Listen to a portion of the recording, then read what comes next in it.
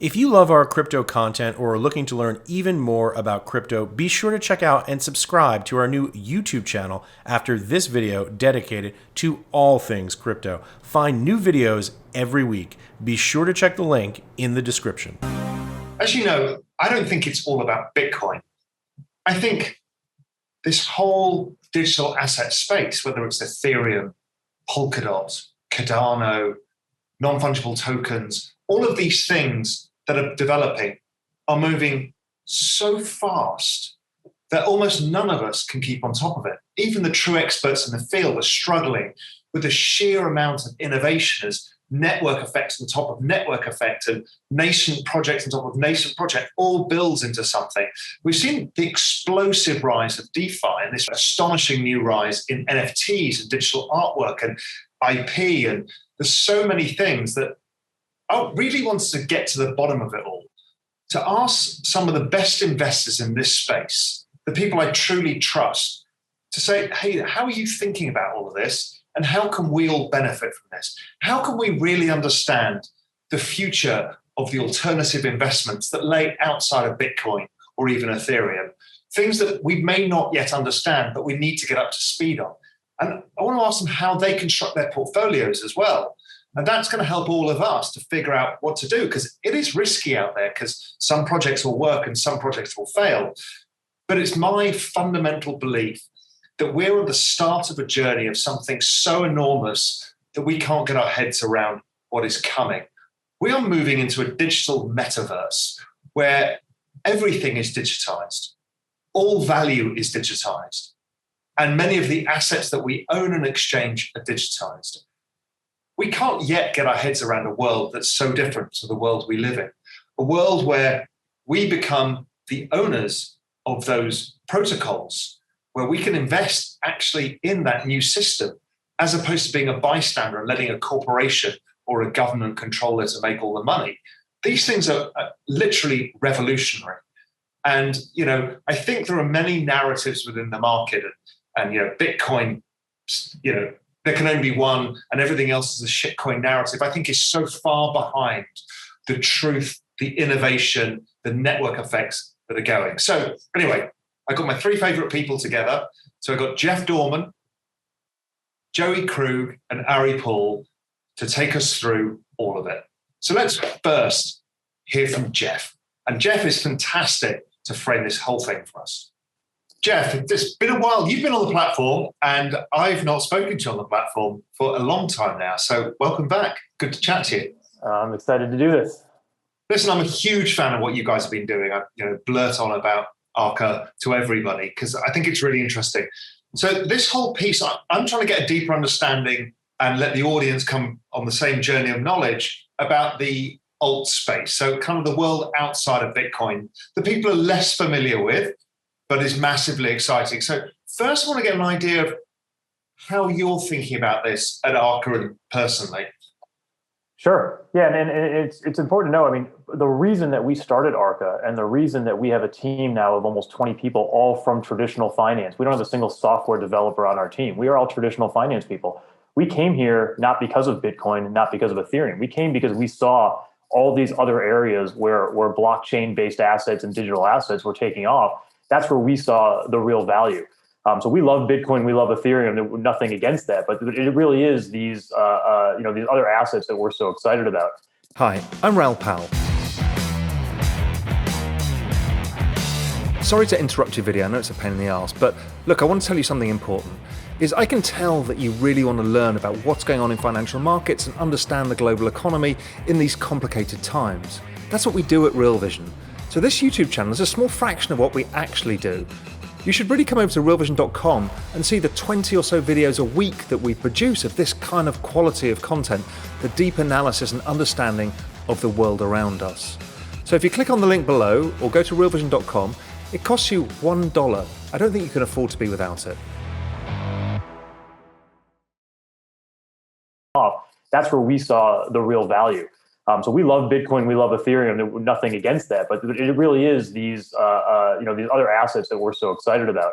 And you'll never even hear me use the word altcoin or anybody at Arca use the word altcoin. Digital assets. Yeah, and the reason is it's not because we're dismissive of that term. It's that this asset class has evolved so fast that a lot of the terminology we use from 5 years ago or 3 years ago even is just immediately obsolete when you start to see these other assets grow. So, altcoins made sense when it really was an industry of just Bitcoin plus a bunch of other stuff that nobody knew what it was.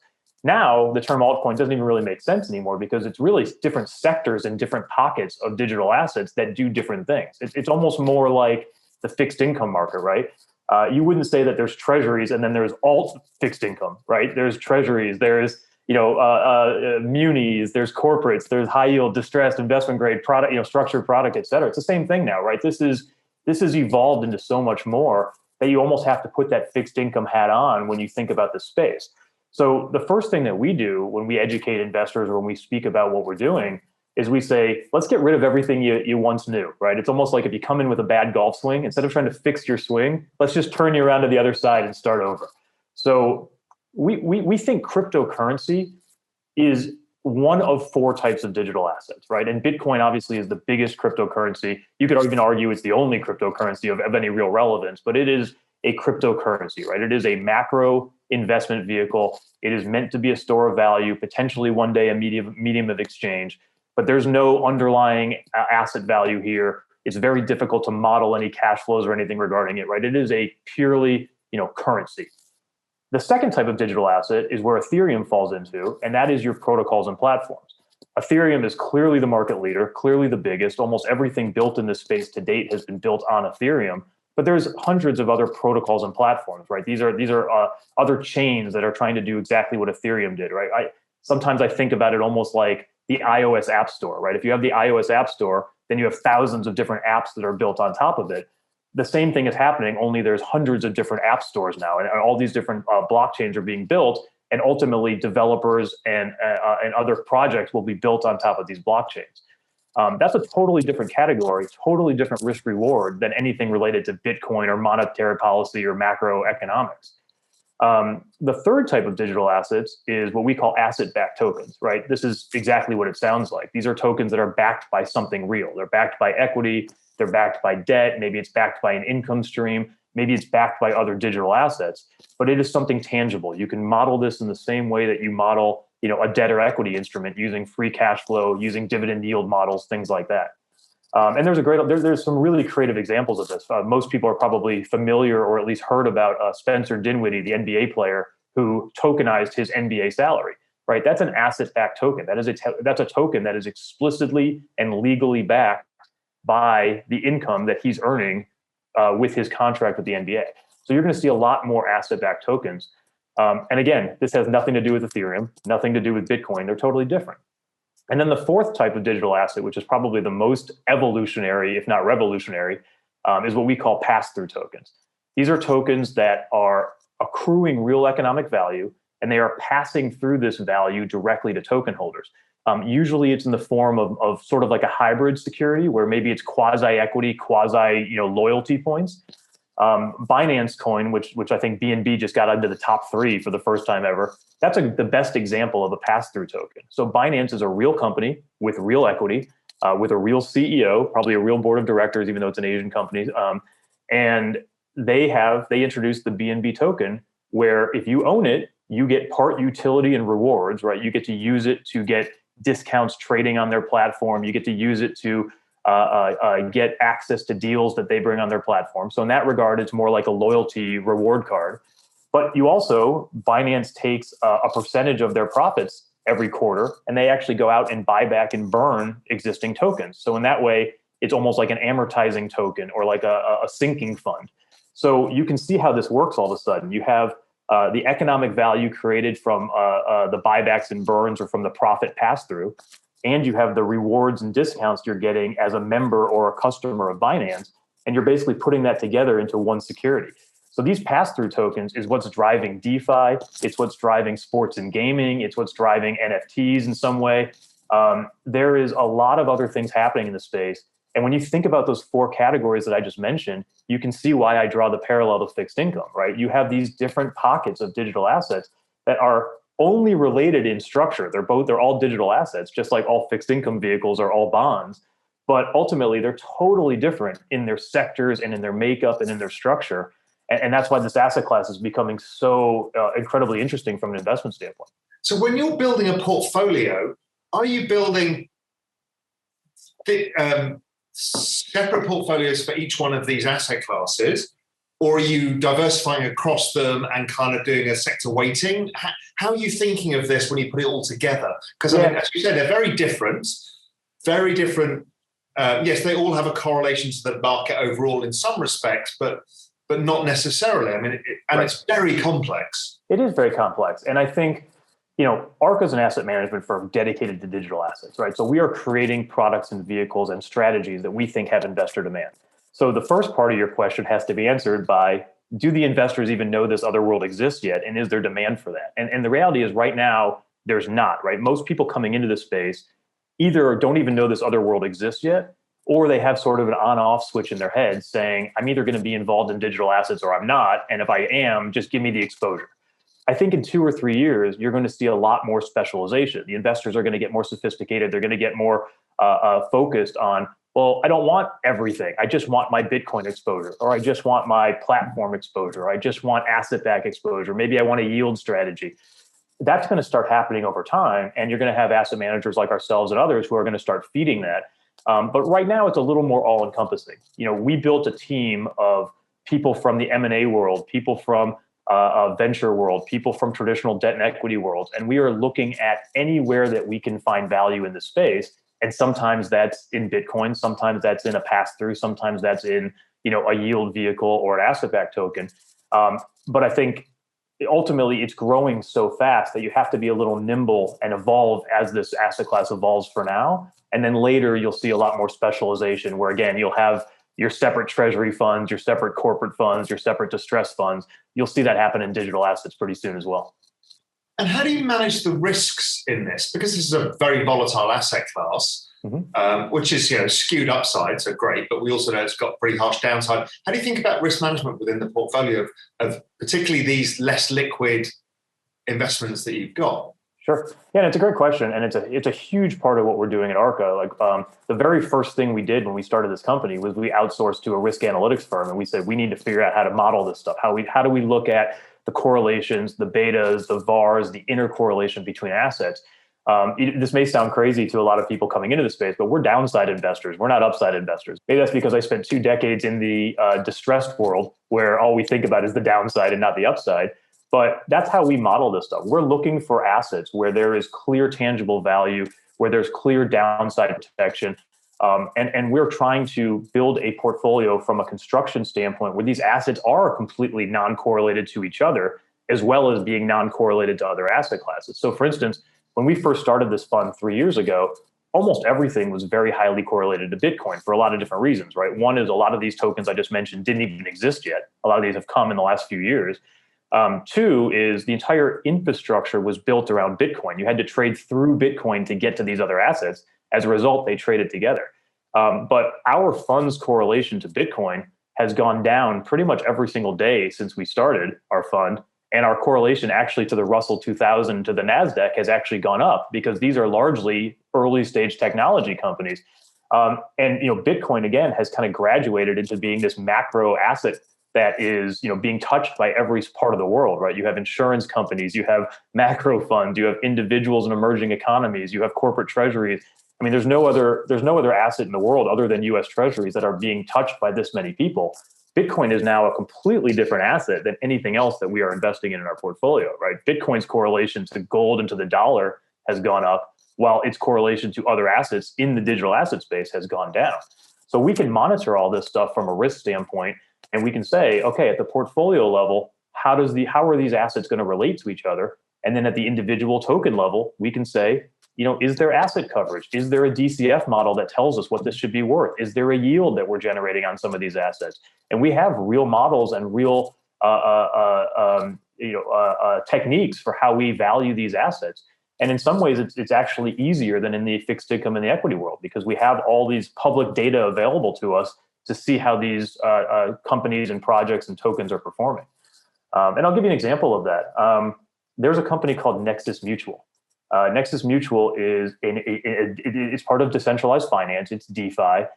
They are writing insurance coverage on all the things that are happening in the decentralized world. So if you decide you want to use Uniswap to trade, but you're afraid of maybe the risks of hacking of Uniswap, you can go take out insurance on Uniswap getting hacked to protect your assets.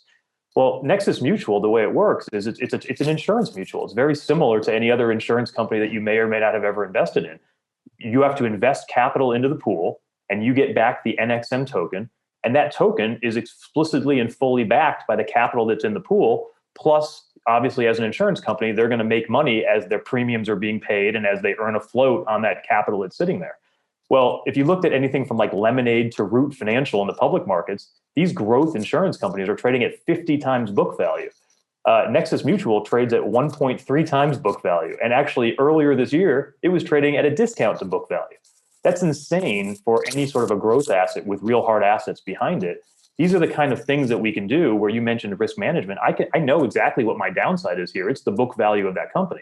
It doesn't mean it can't trade below that value, but I know what it's worth, right? And that's from a risk management standpoint, we can do at the portfolio level and at the individual token level and run this no different than investors are used to in the debt and equity world. Fascinating. So, okay, let's go through the top, because there's a lot for people to absorb in this space. So what I want to do is just point people in some directions of things that are interesting. So what are the top 3 most interesting projects, tokens, whatever, that you think are out there that are kind of available to people? Because some of this stuff is pre-trading, blah, blah, blah. But what are the 3 things you say, listen, you're new to this space, here's 3 great projects to look at? Sure. I use this one a lot as an example because I think it's both really interesting conceptually and also a great use case for blockchain. So there is a company called Socios, which is a European company, and they have a token called Chiliz, CHZ. This is in the theme that we call the digitization of the fan experience. This is using blockchain to connect sports teams and athletes and musicians, et cetera, to their fans. So Socios came up with the idea of what's called a fan token. They are issuing tokens on behalf of sports teams like FC Barcelona, Juventus. They actually just came out with an AC Milan token recently. And these tokens are issued to the fans. And if you own one of these tokens, you become part of the governance of that team. You get to vote on, what jerseys they're going to wear, who might start in an exhibition friendly match, what sponsorship they're going to take. You're a part of the team, right? You actually have a real vote in how your favorite team transacts. But also, these tokens are traded on an exchange, so the price of the token actually goes up and down as there's demand for that team. Not so much like in your game. It's not like the price is going to go up if a goal is scored, but you actually can see the prices of these fan tokens going up and down as the teams make trades for better players, as they do things that improve the prospects of the team. More importantly, for our standpoint from an investor, we're not investing in the individual fan tokens, but we invested in CHZ. So Chiliz is the exchange which is basically acting as the underwriter and the trading platform for all of these fan tokens. So when you think about the addressable market of all of these teams that are out there, they have a partnership not only with English Premier League and some of the soccer leagues, but they have a partnership with UFC, and they're going to be doing some things in cricket coming up as well. You can just see how big the fan base is, and all of these transactions that are happening are going to accrue value back to the Chiliz exchange, which eventually accrues value back to the Chiliz token. So it's a really exciting company that I talk about for a lot of reasons. One is there's 3 different investment types here. You can invest in Socios, the equity, if you're a private equity investor or a venture capital firm. You can invest in the Chiliz token if you have a Binance account or if you trade digital assets. And you can invest in the individual fan tokens if you're a fan of the team. So right there, it's really cool in terms of thinking about a capital structure, right? There's different ways that you can invest in this project. And then from a thematic standpoint, we really believe that blockchain assets are going to change the way sports and entertainers directly engage with their fans, right? So from a thematic standpoint, it's huge for us, right? You've seen the rise in esports, you've seen the rise in musicians and stuff directly going to their fans. This is the next level, right? Sports teams, sports channels, they're going to start directly engaging with their fans in this way, and it's a perfect use case for blockchain assets. So that's really exciting to us. We love we love something like that, and it's probably something that makes sense to everyone, but it's probably under the radar that people have never seen before. I mean, I've been talking about exactly this for a long time, how big this is going to be. In an influencer-driven world, whether it's a team and a community-driven world, this kind of stuff has huge value. Yeah. And people have not even started to scratch the surface of this. And I'm interested, there's one question I want to ask. So let's say FC Barcelona issues their own token. Mm-hmm. Is that a once-off sale to them and they get some money up front for it? Or do they participate alongside their fans in the tokenomics somehow? So, and again, this is why we always talk about fixed income, right? There's an infinite number of combinations of how you can do these things, right? Like with a bond, you could have how many different coupons or maturities or call structures, et cetera. A lot of these tokens are being structured in the same way, where there's not a one size fits all. So in the case of these fan tokens, I think the early participants were a little maybe skeptical, or at least wanted to see some proof of concept before they did it. So they basically did it in a no risk situation to them. They basically said, here, go ahead and issue this token on our behalf. And if it works, then we'll participate. Now that there's some proof of concept and there's some success, the teams are doing a little bit more hands-on. They're saying, we want to be involved with how many tokens are outstanding, with the schedule for future release of tokens. Maybe they're going to own some of the tokens themselves and give them out as rewards to fans for certain things. So there's a lot of iterations happening right now, but it's definitely working. I mean, you can go to there's a site called CoinGecko where they have a section called fan sports tokens, and you can see all the different fan sports tokens that are out there and how they're trading and how they've grown. And it's really cool, right? Because this is like a grassroots effort of just fans that are not only getting to engage with their favorite team, but now they're being rewarded economically for it as well. And also, it creates a market where I can now bet on AC Milan versus the future success of AC Milan versus FC Barcelona, because you've now created a market which is not sports betting, but it's betting on the team. Yes, some of these have equity, so you could do it that way, but this is a democratized version of that. Again, amazing breakthrough. So what else on the radar screen that people should look at? So another one, we've been big investors in decentralized finance for a long time. We're a big believer in that. And to dumb down what decentralized finance is, it's really just taking all the traditional finance applications that you're used to, everything from banking to insurance to asset management to exchange trading, and you're doing it in a decentralized way where there's no actual middleman. So we've been big believers in DeFi for a long time, and obviously that's a buzzword now, but a year ago most people had never heard of it. But there's a lot of really interesting innovation happening in DeFi. One that we like that is a little off the radar and a little smaller cap is a company called HXRO. HXRO is they tried to gamify options trading. So for anyone who's familiar with finance and trading options can be kind of complex, right? Not only do you have to think about the strikes and the vol and the time value of money, but also obviously there's a fair amount of risk involved when you're doing binary options. Well, these guys at HXRO, they're ex-floor traders from Chicago who have been doing this for 20 years. And they said, why can't we gamify this? Why can't we make it in a way where it looks more like gambling, where it's like, I know exactly what my odds of a payout are. I can go buy a 60,000 Bitcoin strike, but instead of worrying about my thetas and my deltas and my gammas, here's just the payout. It's going to be 2.5 to 1 if you hit 60,000 by the time, February 26th rolls around. Well, they did it they started as a regular company, real CEO, real organization. But they are slowly, decentralizing this. They have a hero token, HXRO, and there's a proposal out there right now to make the HXRO token own 100% of the revenue that this company generates. So they're decentralizing the ownership of this company and incentivizing you to go on there and play, and then you get rewarded financially if you're a customer of this project. So it kind of hits all the themes and buttons for us. It's a strong management team. It's a growing market, digital assets. It's gaming and blockchain putting it together, and it's decentralization all at once. And it's totally under the radar. It's less than $100 million market cap compared to some of these $20, $30 billion market caps. But they're really hitting on something that has real product market fit and real demand. And the way I think about it, this is again an example of that pass-through token, right? Not only do you get rewards when you own the HXRO token when you trade on their site, but you also get the financial benefit of those revenue pass-throughs. it reminds me of Amazon versus Amazon Prime. And I've used this analogy before, but if you're an Amazon Prime member, you're getting all the benefits of Amazon, right? You're getting Whole Foods discounts, free shipping, movies, music, but you're not getting any financial benefit. If you're an Amazon shareholder, you're getting all the financial benefit, but you don't even have to be an Amazon user if you don't want to be. What these digital assets are doing is they're combining those two. So if you're an HXRO token holder, you're a customer, you're getting benefits by using their platform for owning the token, but now you're also getting economically rewarded to bootstrap that growth and to get, it's brilliant. As a behavioral incentive system, this is just mind-blowing. The change in this, the splitting, the merging between user and equity owner is incredible because it creates network effects everywhere.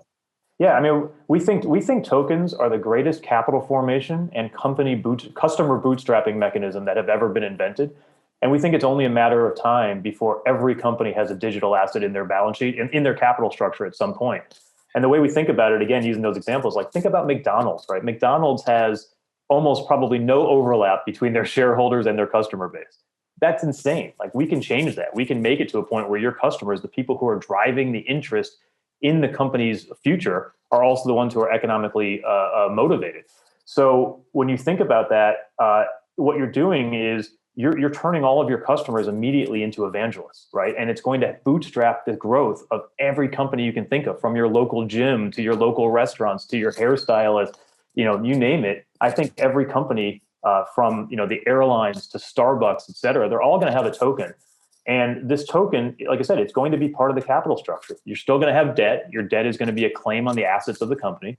You're still going to have equity. The equity is going to be a claim on the the revenue and growth of potential of the profits. And then you're going to have a token, which is a claim on future customer growth or a claim on network growth. And all three of these are going to sit in a company's capital structure, and every company is going to have a token set. The only issue is still, and I've been thinking through this, is in M&A, the traditional world doesn't know how to what happens in a change of ownership structure. Right. Well, I think it's more of a liquidation than M&A, right? We've seen M&A. In fact, there was a company, Voyager, who just did a merger with LGO, both of which had public stock, but Voyager has a token. And it just improved. The token went up from 10 cents to $5 because all of a sudden this was a bigger, stronger company, and those revenue pass-throughs are going to be bigger. So as long as the company in an M&A scenario is still a going concern, you can tweak the token to fit whatever that going concern is going to be, right? That's sort of the beauty of tokens. It's not locked into one thing. It's not like stocks or bonds where you know exactly what you own the day you buy it. With tokens, you can change the tokenomics anytime you want. So it's frightening from that standpoint, right? You have less protection from bad actors, but it's also riveting from the standpoint of, great, I can evolve as the company evolves. Instead of backing a company and hoping that they pivot into a new market, they can stay in the market, but pivot the token to make sure it works within what the company is. So I think in an M&A scenario, there's not a lot of precedent here. Like you said, you're going to see bankers emerge. You're going to see different token structures and how it reacts. I think the issue more is going to be in liquidation scenarios, right? I don't think you're going to have liquidation preferences if there's bankruptcies or if there's defaults. But I think in pure M&A or in just growth stories, you're going to see these tokens evolve to fit exactly what the company is doing. Because like we just talked about, if this is helping drive customer growth and this is engaging your users, you're going to find a way to keep this going and not kill the golden goose. Okay, what's the third one?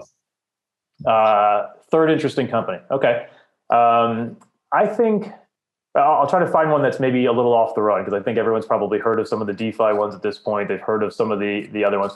All right, I've got one for you. Axie Infinity.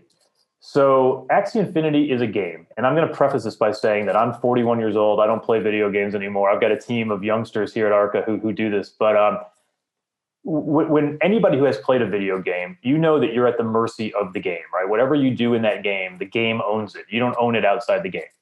One of the unique attributes of blockchain is that you become the owner of the asset. So if you earn an asset in a game, you in theory can take that asset out of the game and trade it or do whatever else you want with it, right? So you can envision, maybe I need to get a sword one day to unlock a new level, but that sword is also valuable in 4 other games. I'm going to take that sword with me and bring it over to another game. Or maybe I'm done playing because I just turned 41 and I'm old. I'm going to go sell that asset to someone else who's going to use it.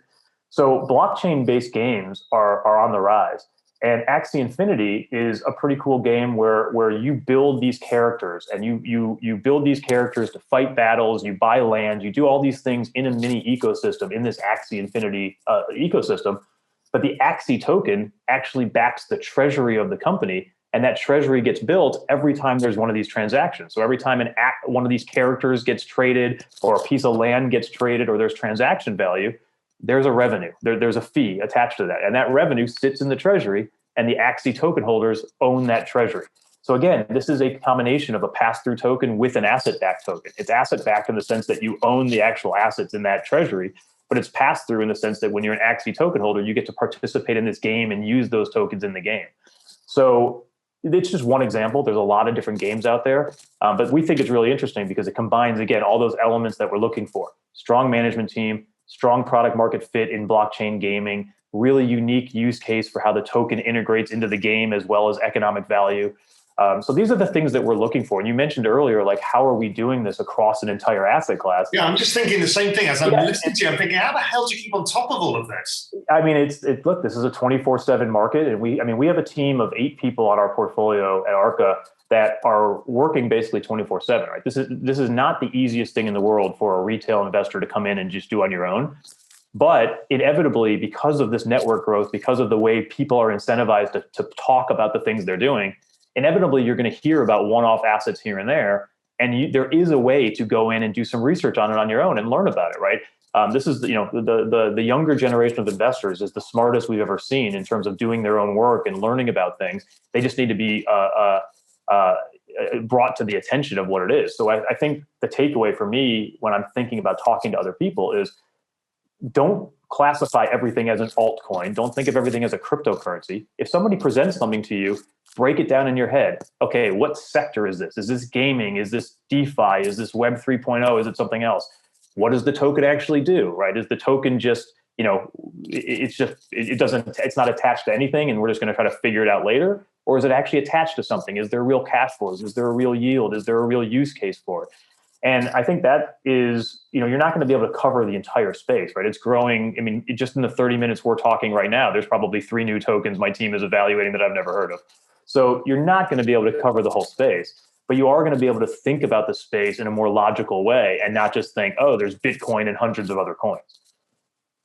Jeff, that is fantastic. I've learned so much in half an hour, and it's just really inspiring, the opportunity and the change. I love change. And what's going on here is just, like you and I have been in the traditional finance business forever. And we've just been given an entirely new sandbox and realized it's not a sandbox. It's the size of the Sahara Desert. It's massive. Yeah. It's. I mean, you can see it in my voice. You can see it in my face. Like I've never been more excited in my career than doing what I'm doing here. And like you just said, like we spent decades in traditional finance, and there's pockets of traditional finance that are really exciting and interesting. But this is this whole new, oasis that nobody knows exists, right? I mean, we are the pioneers in something that the world doesn't even know exists yet. And you can just see how exciting and fascinating the growth of this is going to be. Jeff, brilliant, my friend. Good to speak to you as ever. And look, we'll catch up for a longer chat one day soon. Looking forward to it. Thanks for having me, Ralph. So Jeff, as ever, brings the goods. I'm so interested in what they're doing at Arca. They're approaching the space really differently. But I think now is time to get to some of the most established players in the space. And the really big established player is Pantera. They've been in this for a long time. And Dan Moorhead's a good friend of mine, and I really admire what he's managed.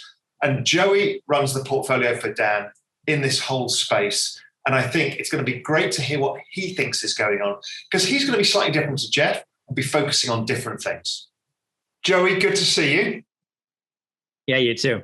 I'm trying to get my knowledge base up faster about the alts or digital asset space, because I think many people came into this world in Bitcoin and maybe a bit of Ethereum. And I think people are starting to realize that there's actually a much bigger revolution going on.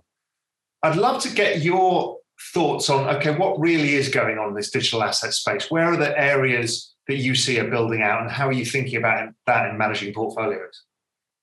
Yeah, I mean, I think there's really 2 big areas. One which is just massive. And so the first massive area I think that's really exciting right now is decentralized finance.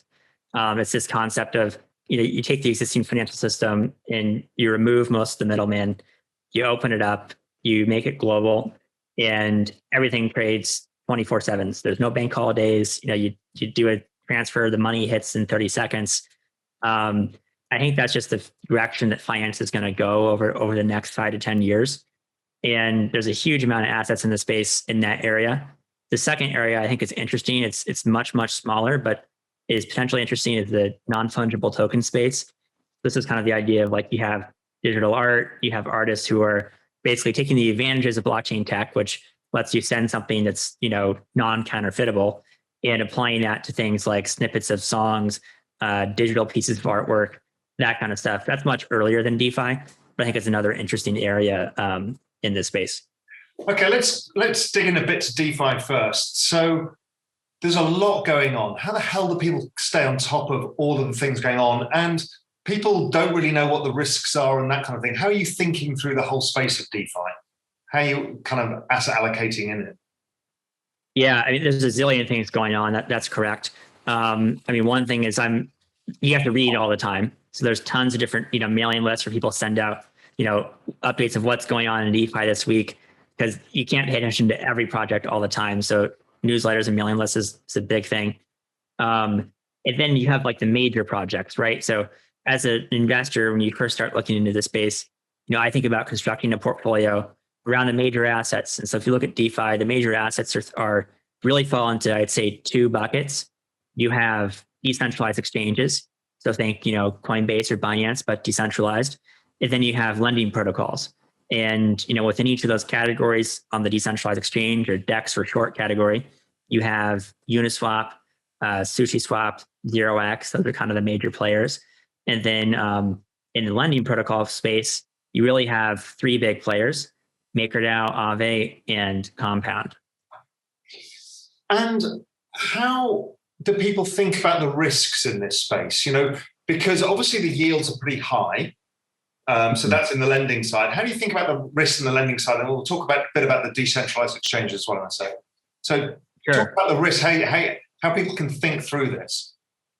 Yeah, so I think on the lending side, there's a couple of risks. One is the risk that you have with using these smart contracts. So if you think about a legal agreement in the traditional world, if your lawyer makes a mistake, you can generally kind of work through it. In a smart contract, if the computer programmer made a mistake, you could potentially lose all your money. So that's a big risk. One thing that has popped up is there's these protocols that will let you buy insurance. So you could loan some money out or borrow some money, and then you could buy insurance on it. And if the protocol gets hacked or something bad happens, you get an insurance payout. There's a lot of different people working on that. I think the other risk is just if you're borrowing on these protocols, you have traditional margin call risks that you would have in any market where you're basically borrowing on margin. I think those are the 2 big risks. So in terms of the insurance space, what kind of premiums are you paying? So let's say you're getting a 6% yield on something, and you want to buy insurance on that particular thing. What kind of cost is it? Yeah, so cost can be a lot. So cost for a protocol could vary anywhere from for a really secure protocol, you might pay a few % a year to insure it. Something that's been around for a very long time, like MakerDAO or Compound. For something that's more speculative, if you do like a protocol like Alpha Homora, which is a leveraged borrowing and lending protocol, insurance on that one very recently cost you about 25% in premiums a year. And that was actually for a good reason, because Alpha Homora actually recently, there was like a hack incident that happened with it. So the insurance markets were right to make the cost higher. So talk to me about decentralized exchanges, because people aren't familiar with it. So it sounds a bit weird, right? Because everybody's uses an exchange is that's where you go. It's run by a company. You have some sort of recourse. You interact with a company and you buy and sell through them. So talk to people who aren't that familiar with what the DEXs are all about. Yeah, I think one thing that's interesting, we talked about this recently in our investor letter, is like, if you look at what happened with GameStop, it actually exposed a lot of reasons why decentralized exchanges exist. And so if you think of traditional exchanges in financial markets, you have the exchange, you have a broker which provides an interface to the exchange, and then you have a clearinghouse that handles a bunch of capital and handles the shares and handles settlement and all that stuff. And all this stuff takes a lot of time. The trades take 2 days to settle. They used to take 3 days. Before that, they took 5 days. And if you look at the crypto space, this concept of decentralized exchanges, it basically says, what if we removed the broker, the exchange, and the clearinghouse, okay, and replace them all with a pretty simple, usually 500 to 1,000 line computer program. And once you use it, it's really hard to go back. Like when I do something traditional on E-Trade, it feels like you're a dinosaur compared to what you do in these DeFi exchanges, because you do the trade, it happens, the trade goes through, and you have your money immediately after. Like that's the huge benefit. Even if you're comparing within crypto, decentralized exchanges versus say, a site like Coinbase or Binance. With Coinbase or Binance, you have to send money to them. It takes, 30 minutes to an hour for them to confirm that it arrived. You do the trade. You're doing it for dollars. You have to withdraw back to your bank account. It takes a long time. And so most of the trading on decentralized exchanges is between other cryptocurrencies or between cryptocurrencies and stable coins. So, most of the time when we're trading these days, we rarely ever go back to actual US dollars. If we wanted to sell something for fiat, we'd sell it for USDC and not even have to touch the banking rails. And you get yield on the USDC anyway, which is amazing because you're getting a high yield you get in the dollar market. That's right. Yeah, I mean, it's extraordinary. Let's talk a bit about NFTs as well, because that's really exciting, because that's potentially it moves out of the world of finance and now gets into the internet of value, I guess, and the kind of tokenization of everything. Talk us through what you're seeing in that space and how you think it's evolving.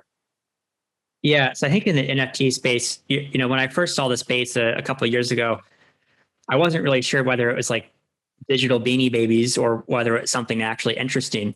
And over the past couple of years, it's evolved a lot, and you see a few different players in the market. So you have marketplaces that are kind of like things like eBay, but for all digital goods. Like there's a website called OpenSea that lets you basically buy and sell and trade all these digital goods. And then you have like these more kind of curated experiences. Think of an art gallery that you might go to in the physical world, but these are for digital items. And so you have sites like Foundation or Rarible that you can go to, and they basically have these curated selections of various pieces that artists have made. And then, the way it works is it's a really wacky concept to wrap your head around, because you're buying the digital good. There's no reason you couldn't take a screenshot of the artwork and download it and, display it on your computer or whatever. But the difference is, the thing that, is the big difference is that when you're buying it from the artist, you have the provenance. So if I downloaded a digital item and display it on a display on my wall in my home, I could tell somebody that I did it, but I don't actually own the artwork that I bought from the artist. There's kind of a difference there. I think that's kind of like the insight behind this NFT space. Yeah, I mean, we've seen that in photographic art, right? So if you've got signed photographic original or a limited edition signed by the photographer, you could have the same picture, but they have two very different values because of because of scarcity. Mm-hmm. And where else is this space going? Because we're seeing communities issue kind of tokens. We're seeing sports stars issue tokens. We're seeing all sorts of stuff which kind of fall into this NFT style umbrella. Where do you think this space is going? Because this feels really exciting and very broad. Yeah, it's extremely broad. So I think another area that we'll see a lot that I think is going to be pretty big is musicians, right? So maybe instead of releasing a traditional album, maybe they'll auction off each individual song to the highest bidder. And sure, anybody can listen to the music, but you get to know that you bought whatever the number one hit is from the artist. And like, you probably don't even get that much of a benefit from it beyond like the satisfaction of knowing that you bought it from them, or the clout or whatever that comes with that. It's very similar to traditional art, I think, in that sense. But you already see artists starting to do this. The band Linkin Park actually recently sold like a portion of one of their songs as an NFT. You're seeing NFTs being auctioned at auction houses like Christie's recently. So I think a lot of it's in kind of art, whether that's, like actual artwork or whether that's music. I think the other area that we'll see a lot of NFT stuff happen that's maybe a bit further off is video games. You think about things like a sword in a game like World of Warcraft. that has real world value to somebody, you can't really effectively trade it beyond, maybe, I don't even remember if the game has an auction house in the game or not, but if it did, you could trade it through that. But I think someday we'll see these items actually trade on NFT marketplaces where you can buy them with real world money. And that's not even that big of a logic jump, because already game developers make, I think it's 80% plus of their revenue these days is from the sale of in-game items, as opposed to somebody going to the store and buying the video game in the old days. Yeah, a lot of people who aren't of the video game generation don't realize that digital assets already have value for hundreds of millions of people. Yeah. People buy and sell digital assets all day. And when you talk about, well, people need to get their heads around digital art, I mean, that's not odd in the gaming world. It's normal.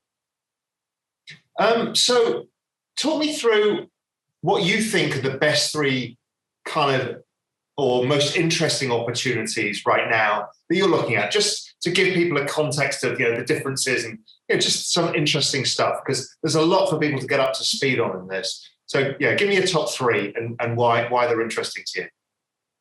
Yeah, so I'd say maybe the top category would be this idea of decentralized exchange aggregators.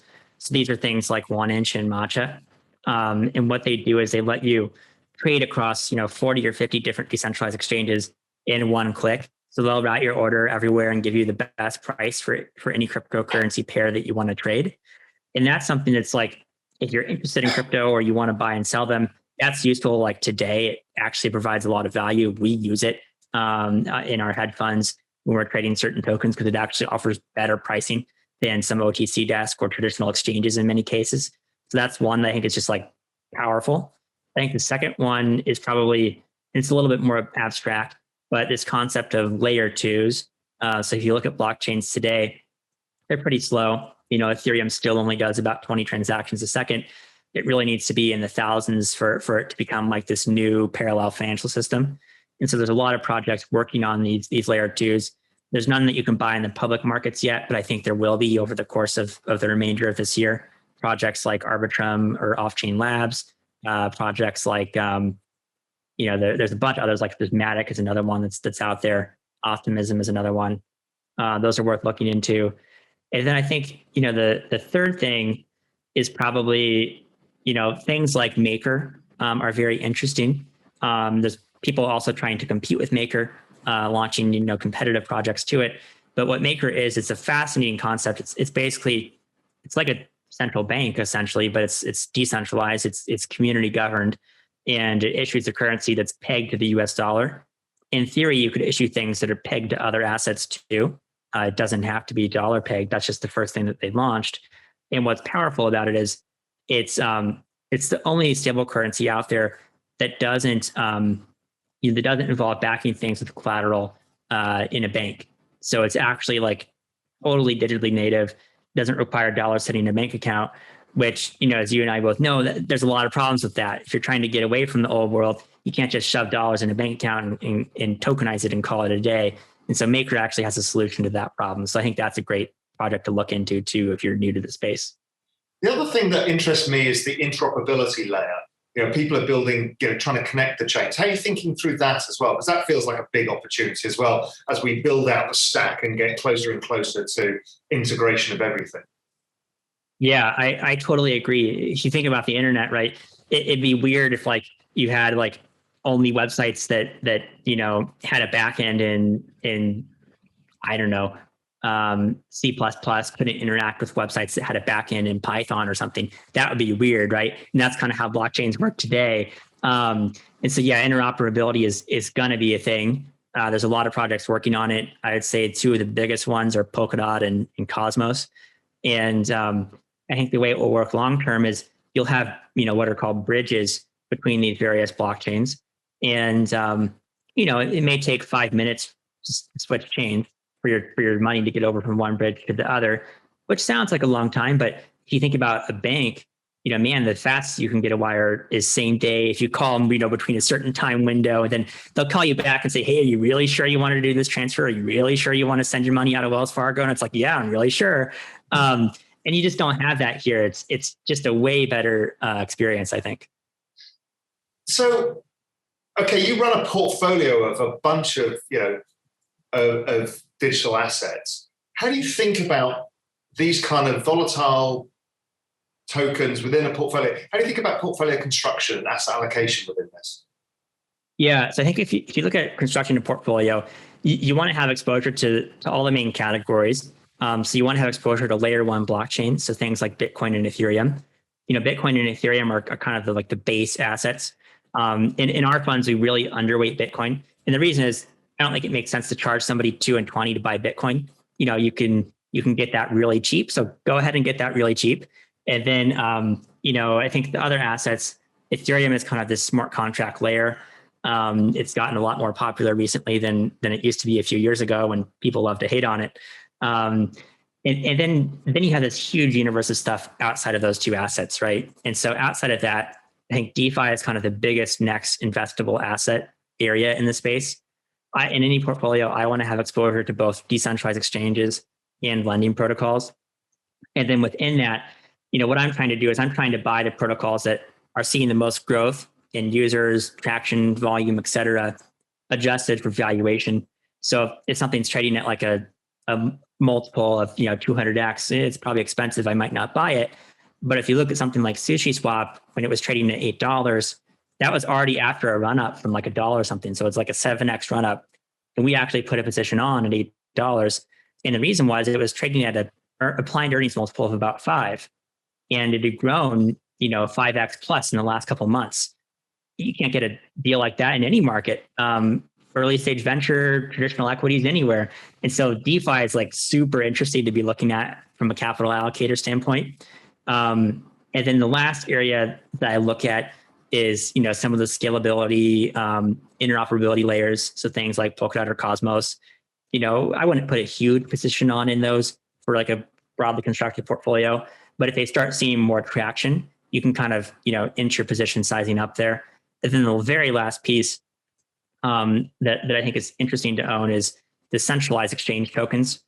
I wouldn't own a huge amount in a portfolio of these, but things like BNB, Wobi token, that kind of stuff are an interesting exposure to the space. It's not as correlated with the prices of things, because even if you go back to 2017, volume or prices went down a lot in 2018, but volumes were actually up year over year from November 17 to November 18. And so centralized exchanges rather have this kind of exposure that's not super correlated with the prices. I mean, it is, but it's not as correlated as everything else. Yeah, and once Coinbase IPOs, there'll be a reference valuation as well out there, and I think it'll expose the whole space as being cheap, I guess. Yeah, especially if you look at something like Uniswap, which on some days does 40 or 50% of the volume is Coinbase, and Coinbase is trading at 100 billion, and Uniswap's trading at 20 billion, and the team of Uniswap is 11 people. Like that, what else screams tech disruption more than that? I don't know. Like that's like an insane statement, even just saying it out loud. So do you trade around positions, or are you kind of buy and hold? And if so, what kind of time horizons do you have in this space? Yeah, so I'd say, we have a couple different funds. One is venture and companies. One is early stage tokens. And in those ones, we basically just hold the position for the most part. Our third fund, our hedge fund, that one we will trade things around. I'd say the main thing is we have a fairly long-term time horizon though, but we will sell a position if the thesis that we got into it changes. And so if we invest in something and the founder, backs away and says he's not interested anymore, which sometimes happens in the public token markets, that's like a big sell signal. There's also just like, we will change the weights of things if something gets really overvalued relative to the other. So like an example of this is looking at Bitcoin dominance versus Ethereum. When Bitcoin dominance gets above 70%, it's usually a good trade to do the opposite. If you look at DeFi assets, sometimes you can trade around things like SushiSwap versus Uniswap. I think that's a really interesting market where SushiSwap trades at a very low multiple relative to Uniswap, because people think SushiSwap is like a joke project that might disappear in 6 months. And if it's still around in 6 months, that multiple is going to go way up, is my personal opinion on it, just because the market's no longer going to think that it's going to disappear overnight. So there's a lot of different things that we look at. I'd say the very last thing about trading is, we sometimes take risk off when we think that the market is pretty overheated. So if you look back in January, I think it was January 9th or 10th, we took about, 20 to 30% risk off in our fund, because we thought that, well, a lot of the indicators that we follow were just kind of screaming. Basically, one or two things would happen is what we thought at the time. Either it was going to run up and do a blow off top, like in March 2013. I think I tweeted about this too, or it was going to, go down 25, 30%, and 25, 30% drawdown is what happened. And then, we got back in, and now things are going up again. That's kind of how we think about it. Yeah, so it just smooths out the volatility, over time if you get a few of these right. You don't get all of them right, but a few of them right. Listen, look, Joey, thank you for letting me pick your brains on all of this. I think it's really useful for people. I mean, you guys at Pantera are big trailblazers in all of this, and it's always astonishing to see what you guys are up to. And, just well done. And I look forward to chatting to you again. Thanks. Yeah, thanks for having me on. All right. Take care. Thanks. Awesome. Take care. So Ari is another long-standing friend of Real Vision and one of the people that I really trust in his opinion. Again, he comes at a very different way. He's much more of a trader than the others are. And that's going to give us a different, unique perspective on how he thinks about this. And I think all three of these added together are going to give us the full context we need to understand really how to take advantage of this.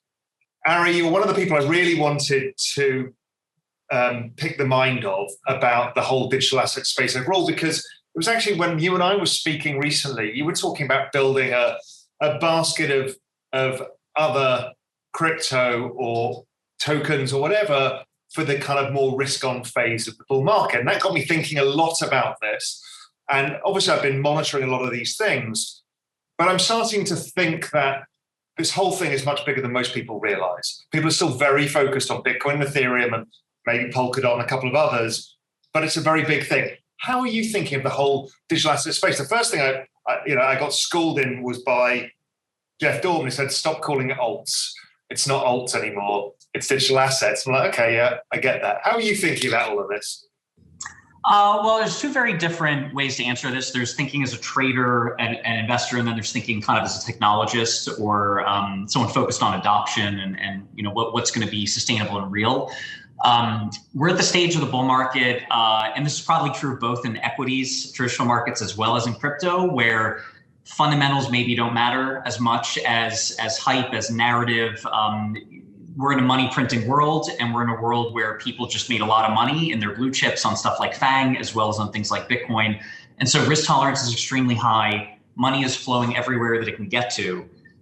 So from the trader perspective, last time we chatted, I said I thought that a very broad basket of alternatives to Bitcoin, we don't want to use the term alts, would likely do well.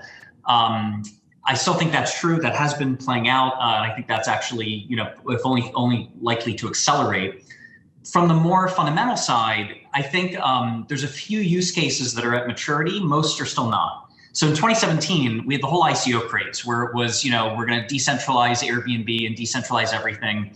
And almost all to me, that was very similar to 1995 with tech stocks, where a lot of the ideas were okay as ideas, but just way too early. So in 1995, people tried to do online sports streaming. They tried to do online commerce, and most of it failed because only 1% of the world had internet access. You had low bandwidth. You couldn't do streaming video when everyone's on, 14.4 dial-up. People didn't trust the internet with credit cards. So you just had all of it was just too early. Even something like a pets.com wasn't a bad idea. People buy pet food over the internet. It was just, basically the valuations were pricing in a world revolution in 2 years. And the reality is it took more like 20. I mean, it's amazing. Most commerce in the US is still brick and mortar. Even today, even 20 years after the birth of e-commerce, I think it's at something like 30% online now for certain categories, but that took 20 years to get to. So in cryptocurrency, Bitcoin, I think, is basically at maturity as digital gold, as a store of value. Something that I was just debating with some friends is NFTs. Basically the three things happening in crypto are Bitcoin is digital gold, NFTs, which are digital collectibles, digital art, things like NBA Top Shot, digital, licensed IP collectibles. And those are on this insane parabolic tear of very real value. So NBA Top Shot had $80 million in revenue in the first 3 months. That's proven product market fit. That's not speculative. Those are people who value a Kobe Bryant card on, in digital form. That's maybe a little debatable just because the infrastructure is still so nascent. It's happening so quickly. For example, you don't really have a good way of displaying digital art right now. There are a few ways to do it, but so part of the thinking is, well, eventually we're all going to be in metaverses. We're going to spend a lot of time in virtual worlds, and we're going to want to decorate our rooms, not just aesthetically decorate, but show off, right? A lot of people buy Picassos so they can, put it on their wall and show off to their guests. So we're still away from that, from having metaverses, from having viewing galleries with real traction. But we have proven product market fit with NFTs. The other is DeFi.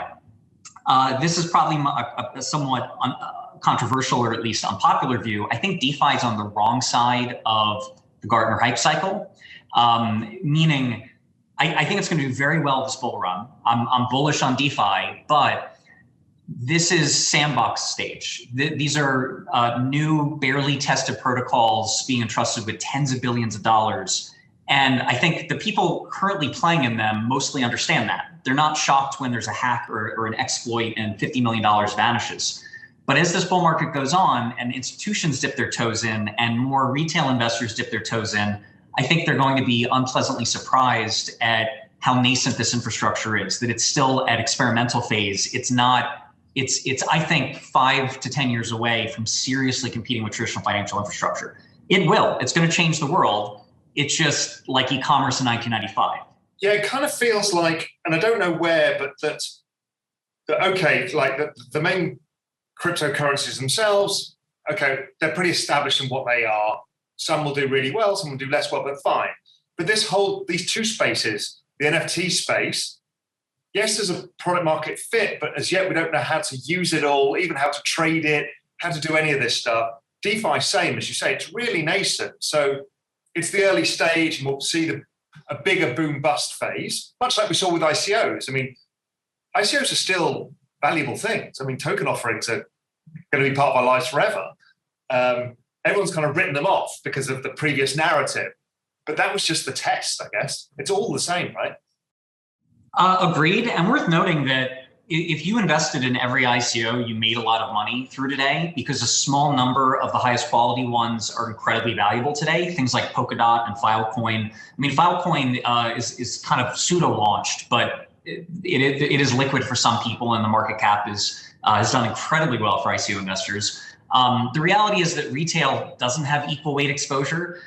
They end up usually they can't get access to the best deals, and they end up in the junk. And so retail in general got hurt in the ICO craze, but it's not like ICOs as a whole were value destroying. They funded projects like Polkadot that are incredibly valuable today. But I agree, ICOs aren't going away. People are experimenting with new methods of distributing tokens for regulatory ease. ICOs are so difficult to do in the US that things like what Uniswap did, where they basically, if you have a functioning mainnet and then you give away your token, that's the SEC has suggested that that's not a security, or at least might not be, because the project is already sufficiently decentralized before you distribute the token. So one way to monetize is a team can do this airdrop and give themselves a lot of tokens. So effectively they can be, if there's market demand for the token, they can be raising money let me clarify one thing. How can you have a decentralized protocol with a centralized team? So the Uniswap model is the protocol itself is truly decentralized. The team has no control over it, but they're kind of a development team that will periodically be releasing new versions. And it's up to the market to decide if they want to upgrade. Every individual can choose, do we want to be using the new Uniswap or the old? So it's kind of very similar to Bitcoin Core, by the way. Bitcoin is a decentralized protocol. No one has any control over it. The Bitcoin Core development team periodically releases client updates, and it's kind of up to the world to decide if we want to make use of the latest upgrade. So, okay, this is a very hard space for most people to deal with because there's so much going on, right? So you're at the cutting edge of that, running a portfolio and a good-sized portfolio in the space. How do you do portfolio construction when you're going further out on the risk curve? How do you think about that? Probably the most common way to think about it is thematic. So you can say, we believe in DeFi. Let's then do some bottom-up analysis and say what are the highest quality projects in that, and we want to have a certain amount of exposure to that as a theme. Another angle that's a more trader angle is thinking about money flows. So one thing that we think about at Block Tower is we've created baskets that are geographic. So we have a Korean retail basket, for example. And so basically, if we say, you know what, we see interest picking up in Korea, we think retail money's flowing in and it's going to be accelerating, we have a kind of list ready of coins to buy that aren't really, it's not really about themes, it's not really about fundamentals, it's more, we just think there's money that's going to be flowing into these names.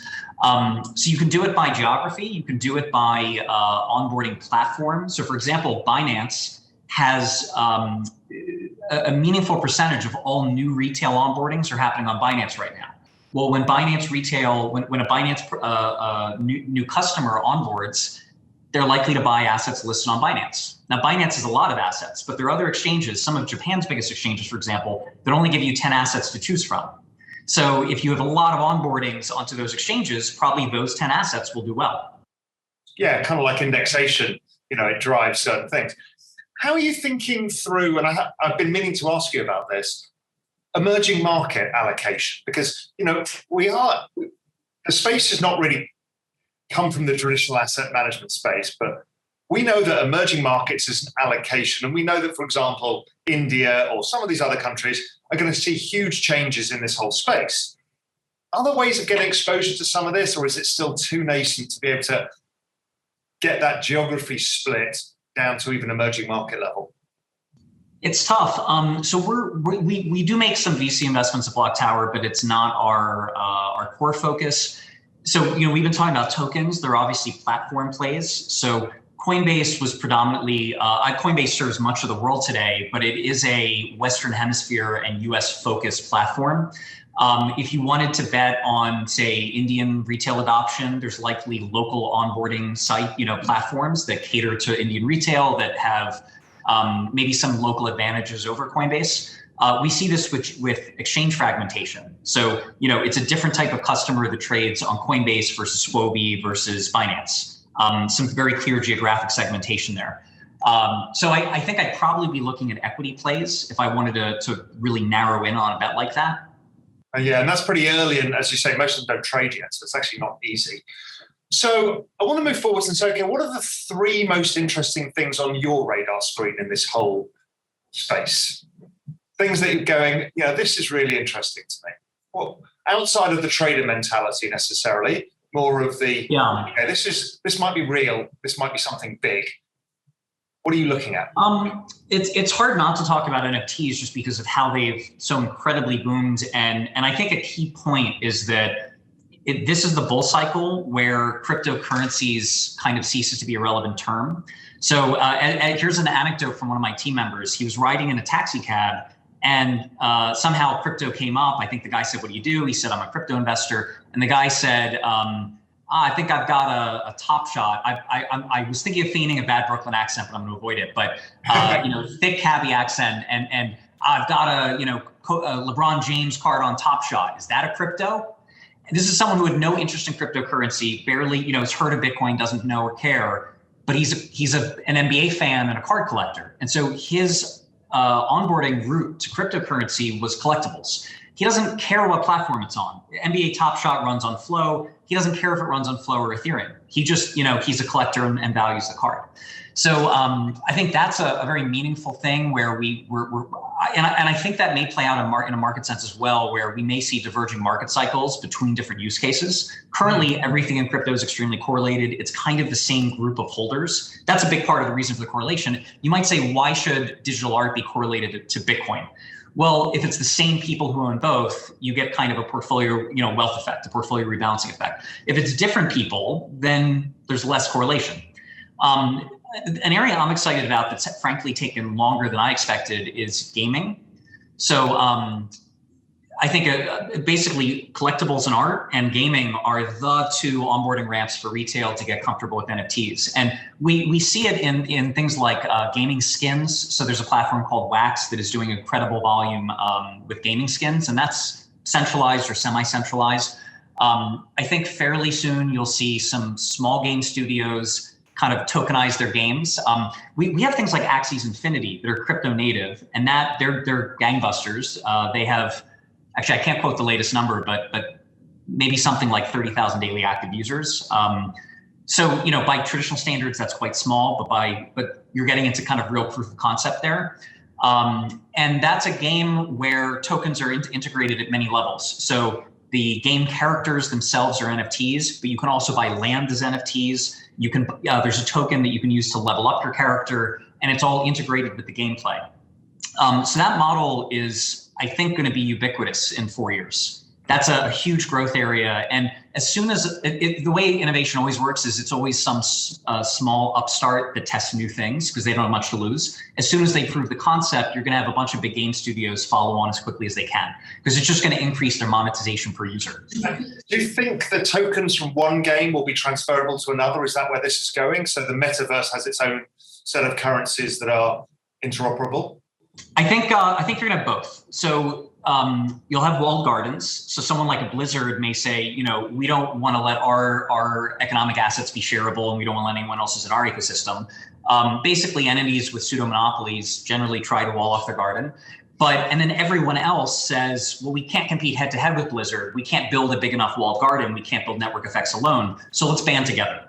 So I think you're going to see both kind of open source worlds. I mean, you think about a series of indie games that are all struggling to get to critical mass, and they get together and they say, hey guys, why don't we make items and characters somewhat interoperable and pool our network effects? It's such a no-brainer as a way to compete against the big boys. Fascinating.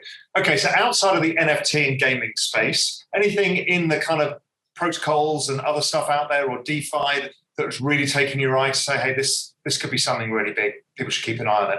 So something we've been talking about in crypto for 5 years is the role of interoperability. So 4 years ago, I remember it was actually almost immediately after we launched Block Tower in maybe it was August or early September 2017. The first ever atomic swap was done on live protocols between, I believe it was Litecoin, Bitcoin, and Decred. An atomic swap is a way of basically transferring a token from one protocol to the other without any centralized party in a purely cryptographically confirmed way. And there's a lot of ways to have interoperability. Polkadot is a layer 0 that aims to bring interoperability across chain with one model. Cosmos is a very similar project in terms of its aims. You also have wrapping with centralized and decentralized parties. So for example, you can move Bitcoin on the Ethereum protocol now.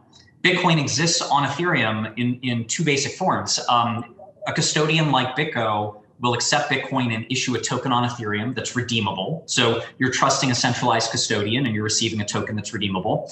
And then there's some projects attempting the same in decentralized form using atomic swaps. And those projects are still very early, but basically we're entering a world. The engineering here is basically done. What we're working on now is really the fine tuning in the UX. But we're entering a world where there is a very strict difference between the financial asset and the protocol.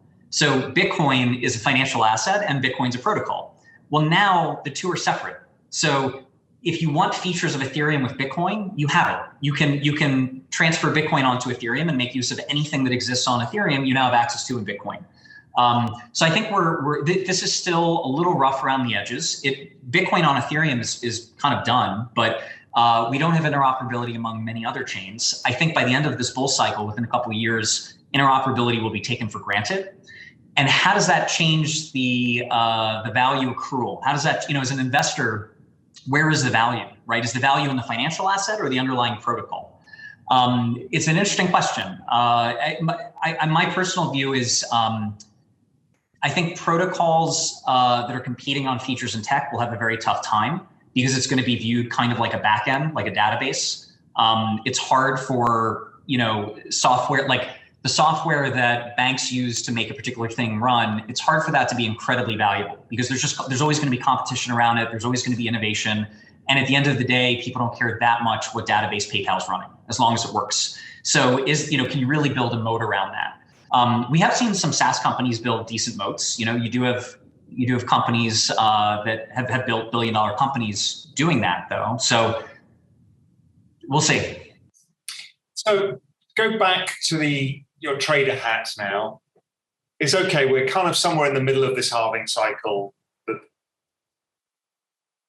you've kind of mentioned, and you did the last time we spoke, that you think this is the time when these kind of other non-Bitcoin parts of the ecosystem start outperforming. What kind of magnitude is possible in terms of the outperformance? So, how do people weight this thing? I mean, I'm currently weighted 65, 30, 5, but that 5 is 10 already. I mean, went up 100% a month. And I just took a basket of randomly selected, I did a bit of work, but I'm like, I'm not smart enough and I don't have the time to look at it. How do people do this, and what's the opportunity of diversifying further out the risk curve here? Obviously, taking on more risk. It's tough. Like almost a weird fact is that there's almost never been a point in a purely trading sense when it made sense to own Bitcoin, talking past tense, because basically whenever Bitcoin's in bull mode, altcoins generally outperform, and whenever Bitcoin is selling off, altcoins sell off harder. So if you knew, basically, if you were supremely confident that Bitcoin's in a bull run, you'd want to own altcoins. And when you're not in a bull run, you don't want to own anything. You want to own cash. The reality, though, is we can't time things perfectly. We're not perfectly confident in that. And so it's a very risky play, owning a lot of junk that you don't want to own long term. So it's not at all irrational to buy and hold Bitcoin, because even if you think it doesn't have the absolute highest expected value, it likely has the least risk.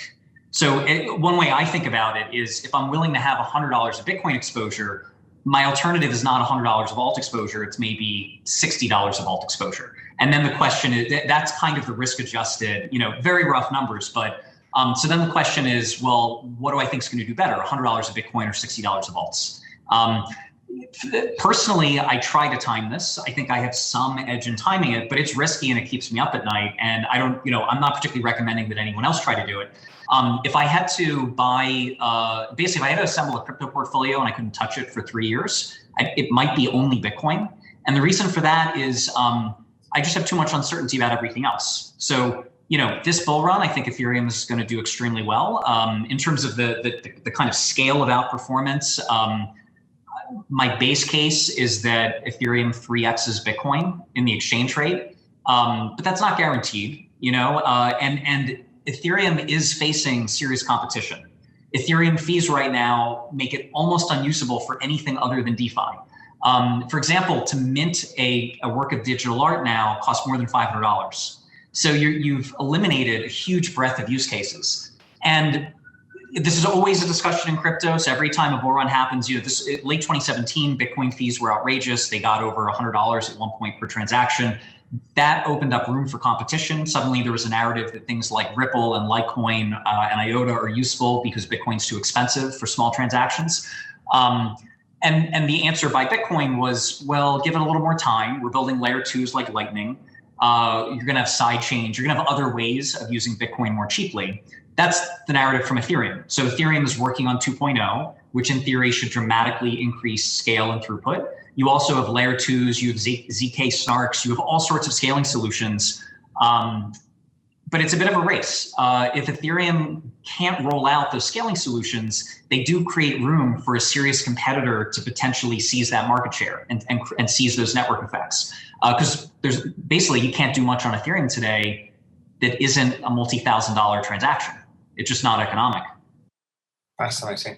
Henry, listen, thank you. I really appreciate it. Lots to think about there, and exciting times ahead, I think. I think this whole space, as you said, this is early stage still of where all of this other stuff is going. The alternative within this space is huge. And if we sit back in 10 years' time, I think we'll be shocked how far it's got to. It is changing the world. Just it in some ways it feels both manic, but it's also kind of slow motion. Yeah, I totally agree. Listen, my friend, thank you very much. Great to catch up, and I'll speak soon. Thank you. I didn't know where this was all going to go, because obviously I hadn't spoken to the guys beforehand. And I have actually been blown away by what I've learned in these 3 interviews. My head is exploding with how large this all is. Now, yes, it is a long-term thing. There's short-term abilities to trade it, as we heard from Ari. As we heard from Joey and Jeff, I mean, there's some really incredible opportunities. And from all of them, we get to understand that this whole metaverse, the internet of value, how everything is changing, is really probably the biggest thing any of us have ever seen in our lives. And this whole week on Real Vision is going to explore many of these topics in more depth so we can really understand the magnitude of what is coming and how best to navigate it. I know I've picked a basket of alts or digital assets. Again, as I've said, I didn't really know which ones to choose. So I looked at ones that I thought were getting network effects, that were doing interesting things, and then tried to balance them between kind of DeFi, exchanges, and derivatives. I don't really understand where the NFT space is going and where I can invest. Maybe it's one of the exchanges. It's something that's on my radar screen from these conversations because they're all very interested in it, and I am too.